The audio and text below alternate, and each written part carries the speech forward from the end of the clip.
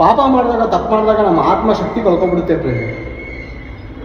ನೀವು ಜೈಲಲ್ಲಿ ಒಂದು ಸಾರಿ ನೋಡಿ, ಜೈಲಲ್ಲಿ ಇರುವಂಥ ಖೈದಿಗಳನ್ನು ನೀವು ವಿಚಾರಿಸುವಾಗ ಅವರ ಮಕ್ಕಳುಗಳು, ಅವ್ರ ಹೆಂಡತಿಗಳು, ಅವರ ತಂಗಿದಿರು, ಅಕ್ಕಂದಿರು, ಅವ್ರ ತಾಯಿ ತಂದೆಗಳು ಆ ಖೈದಿಗಳನ್ನ ನೋಡಕ್ಕೆ ಹೋದಾಗ ಅವರ ಮುಖ ಒಂದು ಸಾರಿ ನೋಡಿದ್ದೇನೆ.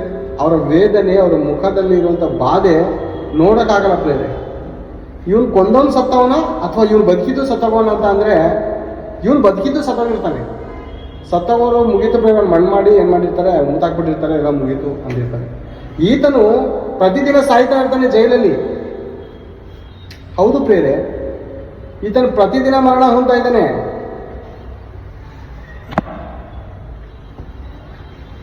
ಅದೇನು ಅಂತಾರೆ ಪ್ರೇರೆ, ದಿನ ದಿನ ಸಾವು.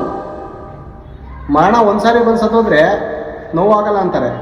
ಇದೇನು ಡೈಲಿ ಸಾಯಬೇಕಲ್ಲಪ್ಪ, ಡೈಲಿ ಸಾಯೋ ಪರಿಸ್ಥಿತಿ ಅಲ್ಲಪ್ಪ. ನನಗೆ ಜೈಲಲ್ಲಿರೋ ಪರಿಸ್ಥಿತಿ ಏನಾಗಿದೆ ಅಂದರೆ, ಪ್ರತಿದಿನ ಸಾಯುವವರಾಗಿರ್ತಾರೆ ಪ್ರೇರೆ. ಪ್ರತಿದಿನ ಬಾಧೆ, ಪ್ರತಿದಿನ ನೋವು, ಪ್ರತಿದಿನ ವೇದನೆ ಪಡ್ತಾ ಇದ್ದಾರೆ. ತನ್ನ ಮಕ್ಕಳು, ತನ್ನ ಹೆಂಡತಿ ಬಂದು ಆ ಒಂದು ಜೈಲಿನಲ್ಲಿ ಕೈ ಕೊಡುವಾಗ ಅವರ ಕೈಯನ್ನು ಮುತ್ತಿಡುವಂಥ ಆಸೆ, ಮಕ್ಕಳನ್ನು ತಬ್ಬಿಕೊಳ್ಳುವಂಥ ಆಸೆ. ಗೋಡೆ ಏನಿದೆ, ಪಾಪ ಎಂಬುವಂಥ ಕಂಬಿಗಳು ನಮಗೆ, ನಿಮಗೆ, ನಮ್ಮ ಮಕ್ಕಳಿಗೂ ನಮಗೂ, ಅಂದರೆ ದೇವರಿಗೂ ನಮಗೂ ಪಾಪ ಎಂಬುವಂಥ ಈ ಕಂಬಿಗಳ ಅಡ್ಡ ಇದೆ. ನಿನ್ನ ಮಕ್ಕಳಿಗೆ ಹೇಗೆ ನೀನು ತಪ್ಕೊಳ್ಳೋಕ್ಕಾಗದೇ ದಿನ ನೀನು ಜೈಲಲ್ಲಿ ಕಷ್ಟ ಅನುಭವಿಸ್ತಾ ಇದೆಯೋ ಮನುಷ್ಯ, ಅದೇ ರೀತಿ ದೇವರನ್ನು ಅಪ್ಪಿಕೊಳ್ಳುವುದಕ್ಕೆ ಪಾಪ ಎಂಬುವಂಥ ಆ ಜೈಲು ಸರಪಣಿಗಳು ನಮಗೆ, ದೇವರಿಗೆ ಅಡ್ಡ ಇದೆ ಬೇರೆ. ಅದಕ್ಕಾಗಿ ದೇವರು ಹೇಳ್ತಾ ಇದ್ದಾನೆ ಬೇರೆ, ತಾಳ್ಮೆಯಿಂದ ಇರೋಣ, ಒಬ್ರನ್ನೊಬ್ರು ಪ್ರೀತಿಸೋಣ, ಕೊಲ್ಲುವಂಥ ಅವಶ್ಯಕತೆ ಇಲ್ಲ ಬೇರೆ. ಹೇಳೋಣ ಬುದ್ಧಿವಾದ. ಯಾಕೆ ಅವನು ನಾವು ಬುದ್ಧಿವಾದ ಹೇಳಿದ್ರೆ ಅವನು ಕೋಪ ಮಾಡ್ಕೊಂಡು ನಮ್ಮನ್ನು ಕೊಂದಾಕ್ಬಿಡ್ತಾನಂತ ಭಯಕ್ಕೋಸ್ಕರ ನಾವೇನಾದರೂ ಕೊಂದ್ಬಿಡ್ತೀವಿ ಅನ್ನೋ ಬೇರೆ.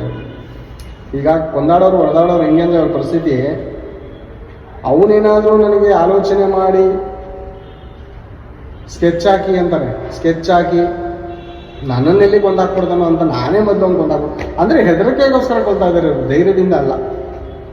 ಧೈರ್ಯ ಏನಂದರೆ, ನೀನನ್ನು ಒಡೆಯೋವನಿಗೆ ನೀನು ಕ್ಷಮಿಸಿ, ನಿನ್ನ ಕೈಯಲ್ಲಿ ಅವ್ನು ಹೊಡೆಯೋಕ್ಕಾದರೂ ಹೊಡೆಯಾಗಿದ್ದೆ, ತಾಳ್ಮೆಯಿಂದ ಅವನ್ನ ಸಹಿಸ್ಕೊಂಡು ಅವನ ಮನೆಗೆ ಅವನಿಗೆ ಜೀವದಾನ ಮಾಡ್ತೀಯಲ್ಲ, ಅದು ನಿಜವಾದ ಧೈರ್ಯ. ಇದು ದೇವರ ಮಾತಿನಲ್ಲಿರುವಂಥ ಪರಮಾರ್ಥ, ದೇವರ ಮನಸ್ಸು ಇದು. ದೇವರ ಮನಸ್ಸು ಏನಂದರೆ, ನಿನ್ನೊಬ್ಬನು ಹೊಡೆಯೋಕ್ಕಾದರೂ ನೀನು ಹೊಡೆದೆ ಅವನ್ನ ಕ್ಷಮಿಸ್ತೀಯಲ್ಲ, ನಿನ್ನ ಹೆಂಡತಿಗೆ ಹೊಡೆಯೋಕ್ಕಾದರೂ ಅವನ್ನ ಹೊಡೆದೇ ಕ್ಷಮಿಸಿ ಬುದ್ಧಿ ಹೇಳ್ತೀಯಲ್ಲ, ಅದು. ಮಕ್ಳಿಗೆ ಹೊಡೆಯಬೇಡಿ ಅಂತ ನಾನು ಹೇಳಲ್ಲ. ಮಕ್ಕಳು ಈಗಿನ ಸಮಾಜದಲ್ಲಿ ಬೇರೆ ಬೆತ್ತದ ಏಟಕ್ಕೆ ಬಗ್ಗಲ, ಬೆತ್ತದ ಏಟು ಹೊಡೆದಿಲ್ಲ ಅಂದರೆ ಬಗ್ಗಲ ಅವರು ಹೊಡಿಬೇಕಾಗುತ್ತೆ. ಶತ್ರುಗಳನ್ನ ಪ್ರೀತಿಸ್ಬೇಕಾಗತ್ತೆ.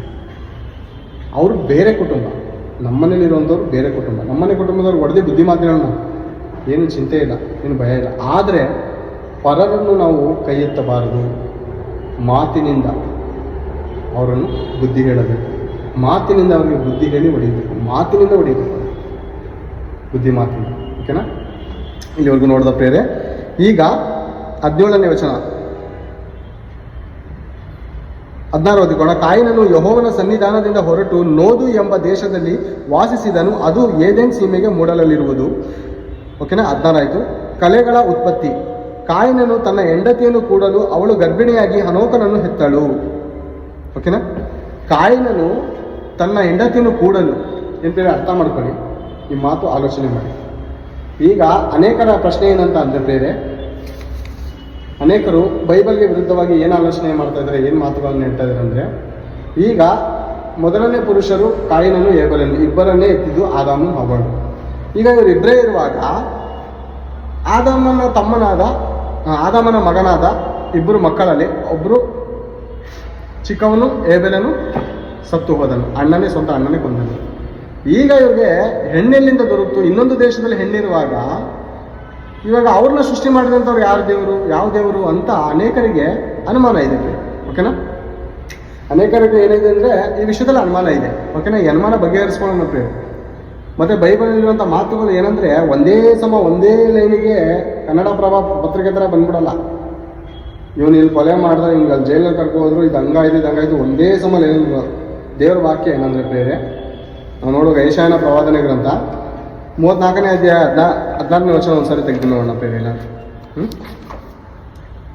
34ನೇ ಅಧ್ಯಾಯ 16ನೇ ವಚನ. ಒಂದು ಸಾರಿ ಬೈಬಲ್ ಗ್ರಂಥವನ್ನು ನಾವು ತಿರುಗಿಸಿ ನೋಡುವಾಗ ನಮಗೆ ದೇವರ ಮನಸ್ಸು ಅರ್ಥ ಆಗುತ್ತೆ ಬೇರೆ.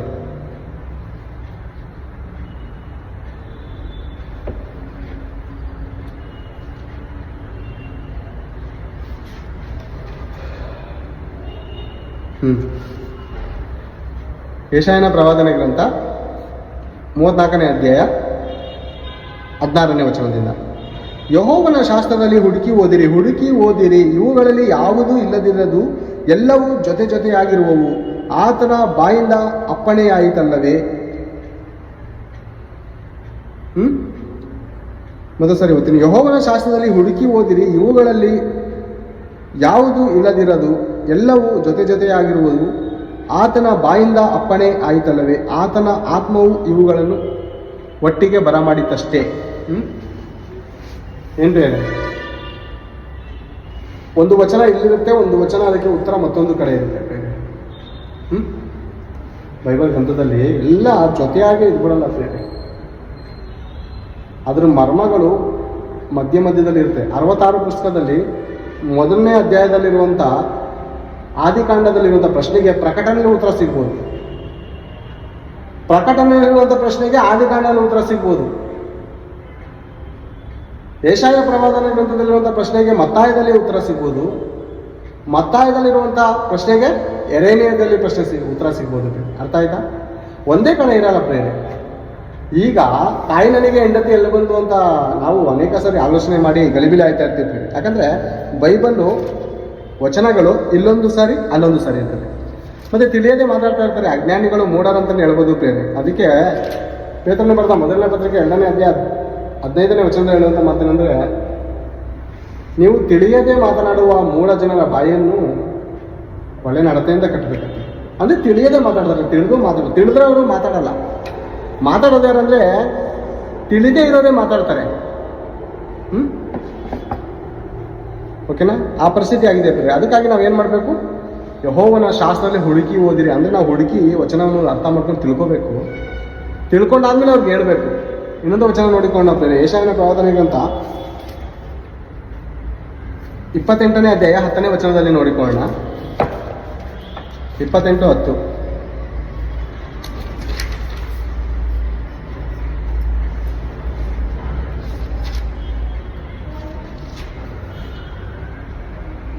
ಆಜ್ಞೆಯ ಮೇಲೆ ಆಜ್ಞೆ, ಆಜ್ಞೆಯ ಮೇಲೆ ಆಜ್ಞೆ, ಸ್ತೋತ್ರದ ಮೇಲೆ ಸೂತ್ರ, ಸೂತ್ರದ ಮೇಲೆ ಸೂತ್ರ, ಇಲ್ಲಿ ಸ್ವಲ್ಪ ಅಲ್ಲಿ ಸ್ವಲ್ಪ ಪ್ರಕಟಿಸುತ್ತಾನಲ್ಲ ದೇವರು. ಆಜ್ಞೆಯ ಮೇಲೆ ಆಜ್ಞೆ, ಆಜ್ಞೆಯ ಮೇಲೆ ಆಜ್ಞೆ, ಸೂತ್ರದ ಮೇಲೆ ಸೂತ್ರ, ಸೂತ್ರದ ಮೇಲೆ ಸೂತ್ರ, ಇಲ್ಲಿ ಸ್ವಲ್ಪ, ಹಳೆ ಒಡಂಬಡಿಕೆಯಲ್ಲಿ ಸ್ವಲ್ಪ, ಹೊಸ ಒಡಂಬಡಿಕೆಯಲ್ಲಿ ಸ್ವಲ್ಪ, ಹೊಸ ಒಡಂಬಡಿಕೆಯಲ್ಲಿ ಸ್ವಲ್ಪ, ಹಳೆ ಒಡಂಬಡಿಕೆಯಲ್ಲಿ ಸ್ವಲ್ಪ ಪರಿಮಳಿಸುತ್ತೆ. ಅನೇಕ ಆಟಗಳಿರುತ್ತೆ ಪ್ರೇರೆ. ನೀವು ನೋಡಿದ್ದೀರಾ? ಒಂದು ಬಾಕ್ಸ್ ಥರ ಇರುತ್ತೆ ಪ್ರೇರೆ. ಅದು ಆ ಬಾಕ್ಸ್ ಥರ ಒಂದು ಗೇಮ್, ಹುಡುಗರು ಆಟ ಆಡುವಂಥದ್ದು ಒಂದು ಬಾಕ್ಸ್ ಇರುತ್ತೆ. ಅದು ನಾಲ್ಕು ಮೂಲೆ ಥರ ಇರುತ್ತೆ. ಅದರಲ್ಲಿ ಬಣ್ಣ ಬಣ್ಣದ ರಿಂಗ್ ಥರ ಇರುವಂಥ ಚಿತ್ರದಲ್ಲಿ ಬಣ್ಣ ಬಣ್ಣದ ಒಂದು ಪ್ಲಾಸ್ಟಿಕ್ ಸಾಮಾನಲ್ಲಿ ಬರುತ್ತೆ. ಅದೇನಂದ್ರೆ ಜೋಡಿಸುವಾಗ ಎಲ್ಲ ಬಣ್ಣಗಳು ಒಂದೊಂದೇ ಕಡೆ ಕೂಡಿಕೊಳ್ಳುವಂತೆ ಏನು ಮಾಡುತ್ತೆ, ಅದು ತಿರುಗಿಸ್ತಾರೆ. ಚಿಕ್ಕ ಮಕ್ಕಳುಗಳು ಆಟ ಆಡ್ತಾ ಇರ್ತಾರೆ, ಈ ಕಡೆಯಿಂದ ಆ ಕಡೆಯಿಂದ ತಿರುಗಿಸ್ತಾ ಇರ್ತಾರೆ, ಆಟ ಆಡ್ತಾ ಇರ್ತಾರೆ. ಕೆಲವರಿಗೆ ಆ ಬಣ್ಣಗಳನ್ನು ಕೂಡಿಸೋದು ಸುಲಭವಾಗುತ್ತೆ, ಜ್ಞಾನಿಗಳಿಗೆ, ಆಟ ಆಡೋಕ್ಕೆ ಬರೋರಿಗೆ, ಅದರಲ್ಲಿ ಎಕ್ಸ್ಪೀರಿಯನ್ಸ್ ಇರೋರಿಗೆ. ಕೆಲವರಿಗೆ ಕೂಡ್ಸಕ್ಕೆ ಬರಲ್ಲ ಬೇರೆ. ಅಂದರೆ ಈ ಕಡೆಯಿಂದಲೂ 4 ಸ್ಟೆಪ್ಗಳು ಅದೇ ಬಣ್ಣ ಇರಬೇಕು, ಈ ಕಡೆಯಿಂದಲೂ ಬೇರೆ ಅದಕ್ಕೆ ಸಂಬಂಧಪಟ್ಟಂಥ ಬಣ್ಣಗಳೇ ಇರಬೇಕು. ಅದೊಂದು ಗೇಮ್ ಆಟ ಇದೆ ಬೇರೆ. ಒಬ್ಬ ಮನುಷ್ಯನೇ ಆ ಜ್ಞಾನದಿಂದ ಅದೊಂದು ಗೇಮನ್ನು ಕಂಡುಹಿಡಿದು ಇದಕ್ಕೆ ಜ್ಞಾನ ಕೊಟ್ಟು ನೀವು ಆಡಬೇಕು.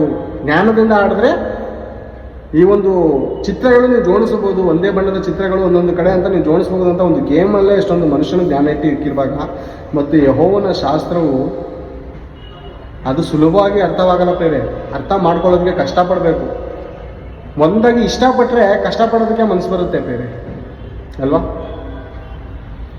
ಇಷ್ಟಪಟ್ಟರೆ ಕಷ್ಟಪಡಬೇಕು. ನೋಡಿ ಬೇರೆ ಒಂದು ಹೆಣ್ಣಿನ ಇಷ್ಟಪಡ್ತಾನೆ ಮನುಷ್ಯ, ಕಷ್ಟಪಟ್ಟಾದ್ರೂ ಮದುವೆ ಮಾಡ್ಕೋಬೇಕಂತ ಎಲ್ಲರನ್ನೂ ಎದುರು ಹಾಕೋತಾನೆ, ಸಾಯಿಸ್ತಾನೆ, ಏನೇನೋ ಆಗ್ತಾನೆ. ಮತ್ತು ದೇವ್ರನ್ನ ನಾವು ಪ್ರೀತಿಸಿದ್ರೆ ಹುಡುಕ್ತೀವಿ. ಅರ್ಥ ಆಯ್ತಾ? ಯಾವನು ಏನು ಗಿಳಿ ಪಂಚಾಂಗ ಹೇಳೋದ ಅಂತ ನಾವು ನಂಬಲ್ಲ ಬೇರೆ. ದೇವರನ್ನು ಪ್ರೀತಿಸೋರಾದ್ರೆ ನಾವು ಏನು ಮಾಡ್ತೀವಿ ಅಂದರೆ ಹುಡುಕ್ತೀವಿ. ಪ್ರೀತಿಸಿದ್ರೆ ನಾವೇನು ಮಾಡ್ತೀವಿ? ದೇವರ ಶಾಸ್ತ್ರವನ್ನು ಹುಡುಕಿ ಓದ್ತೀವಿ, ಅರ್ಥ ಮಾಡ್ಕೋತೀವಿ. ಇಲ್ಲೊಂದು ಮಾತಿಗೆ ಇನ್ನೊಂದು ಮಾತಲ್ಲಿ ಉತ್ತರ ಇರುತ್ತೆ, ಅದನ್ನು ನಾವು ಹುಡುಕಿ ಅರ್ಥ ಮಾಡ್ಕೋತೀವಿ. ಇಲ್ಲಾಂದರೆ ಗೊತ್ತಿಲ್ಲ ಅಂದರೆ ಮತ್ತೊಬ್ಬರನ್ನ ಕೇಳಿ ವಿಚಾರಿಸ್ಕೊಂಡು ತಿಳ್ಕೊಬೇಕಂತ ಕುತೂಹಲ ಇರುತ್ತೆ ಬೇರೆ. ಓಕೆನಾ?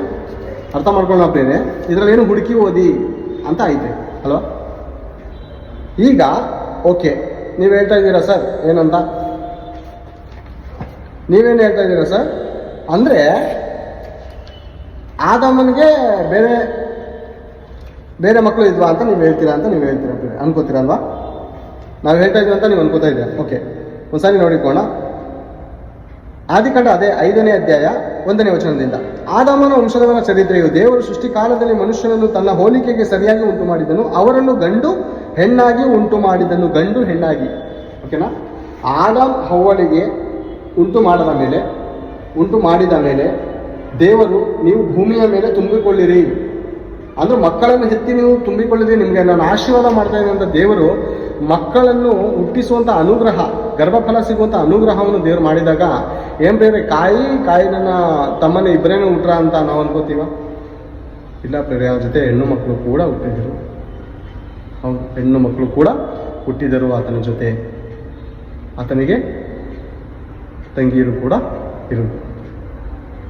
ಇವಾಗ ಬೇರೆ ನೀವು ಅನ್ಕೋಬೋದು, ಏನ್ರಿ ಅಂದ್ರೆ ಅವನ ತಂಗಿ ಜೊತೆನೇ ಸಂಸಾರ ಮಾಡಿ ಮಕ್ಕಳನ್ನು ಹೆತ್ತಾನ ಅಂತ ಅಂದ್ರೆ ನೀವು ನಂಬಲ್ಲ ಅಂತೀರ ಬೇರೆ. ಇಲ್ಲಿ ಒಂದು ವಚನವನ್ನು ನೀವು ತೋರಿಸ್ತೀನಿ, ಅವಾಗಲೇ ಓದ್ದೆ ನನ್ನ ವಚನ. ಏನು ಅಂತನ್ನುವಾಗ 4ನೇ ಅಧ್ಯಾಯ 17ನೇ ವಚನದಲ್ಲಿ ಒಂದ್ಸರಿ ಓದ್ತೀನಿ ನಿಮಗೆ. ಕಾಯಿನನು ತನ್ನ ಹೆಂಡತಿಯನ್ನು ಕೂಡಲು ಅಂದ್ರೆ ಆಲ್ರೆಡಿ ಹೆಂಡತಿ ಇದ್ದಾಳೆ. ಎಲ್ಲಿ? ಕಾಯಿನನು ಹೇಬೆಲನು ಮದುವೆ ಏನ್ ಬೇರೆ, ಕಾಯಿನನು ಹೇಬೆಲನು ಅಣ್ಣ ತಮ್ಮಂದಿರು ಇದ್ರಲ್ಲ ಬೇರೆ. ಆ ಸಮಯದಲ್ಲೇ ಯಾರ ಮದುವೆ ಆಗಿದೆ? ಯಾರ ಜೊತೆ? ತನ್ನ ಒಡ ಹುಟ್ಟಿದವಳ ಜೊತೆ. ಅರ್ಥ ಮಾಡಿಕೊಂಡಾಯ್ತು. ಹೆಂಡತಿ ಅಂತ ಐತೆ ಇಲ್ಲಿ ಮಾತು. ಹೆಂಡತಿ. ಒಂದು ಹುಡುಗಿನ ನೋಡಿದನು, ಮೋಹಿತನಾದನು, ಮದುವೆ ಆದನು ಅಂತ ಏನಿಲ್ಲ, ಅಲ್ಲಿ ಆಲ್ರೆಡಿ ಮದುವೆ ಆಗಿದೆ, ಹೆಂಡತಿ ಇದ್ದಾಳೆ. ಅದೆಲ್ಲ ಬರ್ತಿದೆ ಅಲ್ಲಿ ಬೇರೆ. ಕಾಯಿನನು ತನ್ನ ಹೆಂಡತಿಯನ್ನು ಕೂಡ ಅಂದ್ರೆ ಆ ಸಮಯದಲ್ಲೇ ಆತನಿಗೆ ಆಗಿರುವಂಥ ಒಂದು ತಂಗಿಯೇನೆ ಈತನಿಗೆ ಒಂದು ದೇಹ ಸಂಬಂಧ ಇದೆ. ಏನ್ರಿ ನಮ್ಮ ಸನಾತನ ಧರ್ಮದಲ್ಲಿ ನಮ್ದು ಇನ್ನೊಂದು ಧರ್ಮದಲ್ಲಿ ಏನ್ರಿ ಈ ಥರ ನೀಚ ಕೃತ್ಯ ಯಾರು ಮಾಡಲ್ಲ, ನಿಮ್ಮ ಬೈಬಲ್ ದೇವರು ಇದನ್ನೆಲ್ಲ ಹೇಳ್ಕೊಟ್ಟಾರ ಅಂತ ನೀವೊಂದು ವೇಳೆ ಹೇಳ್ಬೋದು. ಹೇಳ್ತೀರಾ ನೀವು? ಹೇಳ್ತೀರಾ? ಅನೇಕ ಪ್ರಶ್ನೆ. ಕೋಳಿನ ಮೊದಲು ಮೊಟ್ಟೆನ ಮೊದಲು ಅಂತಾನೆ, ಎರಡರ ಒಂದು ಐತೆ ತಾನೆ. ಕೋಳಿ ಐತೆ, ಓಕೆನಾ? ಬೈಬಲ್ ಪ್ರಕಾರ ಕೋಳಿ ಐತೆ. ನೀವು ನಂಬ್ತೀರಾ? ನಂಬಲ್ಲ. ಮೊಟ್ಟೆ ಹೇಗೆ ಬತ್ತು ಅಂತೀರಾ ಅಲ್ವಾ? ಮೊಟ್ಟೆ ಹೇಗೆ ಬತ್ತು ಅಂತ. ಓಕೆ, ಈ ವಿಷಯದಲ್ಲಿ ನಿಮ್ಗೆ ಕ್ಲಿಯರ್ ಆಯ್ತಾ? ಇದ್ದಳು ಸ್ವಂತ ತಂಗಿಯನ್ನು ಮದುವೆ. ಯಾಕಂದ್ರೆ ಮಕ್ಕಳು ಬೆಳಿಬೇಕಾಗಿತ್ತು ಪ್ರೇರಣೆ ಭೂಮಿ ಮೇಲೆ. ಯಾಕೆ ದೇವ್ರ ಕೈಲಿ ಇನ್ನೂ ಬೇರೆಯವ್ರನ್ನ ಹುಟ್ಟಿಸಿ ಅವ್ರನ್ನ ಇದು ಮಾಡೋಕ್ಕಾಗಲ್ಲ ಅಂತಂದ್ರೆ ಆ ತಾಯಿ ಗರ್ಭದಲ್ಲಿ ರೂಪಿಸ್ತಾ ಇರೋದೇ ದೇವರು. ತಾಯಿ ಗರ್ಭದಲ್ಲಿ ರೂಪ ಕೊಡ್ತಾರ